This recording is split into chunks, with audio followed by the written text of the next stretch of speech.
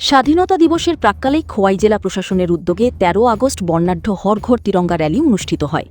খোয়াই সরকারি দ্বাদশ শ্রেণী বিদ্যালয় প্রাঙ্গণ থেকে শুরু হওয়া এই র্যালির উদ্বোধন করেন বনমন্ত্রী অনিমেষ দেববর্মা, উপজাতি কল্যাণমন্ত্রী বিকাশ দেববর্মা, বিধায়ক পিনাকি দাস চৌধুরী, জেলাশাসক রজত পান্ত ও পুলিশ সুপার বোগাটি জগদীশ্বর রেড্ডি। জাতীয় পতাকা হাতে নিয়ে বিপুল সংখ্যক ছাত্রছাত্রী, পুলিশকর্মী ও সাধারণ মানুষ র্যালিতে অংশ নেন। পরে খোয়াই দশরথদেব মেমোরিয়াল কলেজে তিরঙ্গা প্রদর্শনীর আয়োজন করা হয়।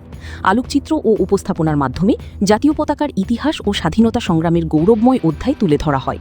গোপাল সিংহের রিপোর্ট, আসাম প্রাইম নেটওয়ার্ক।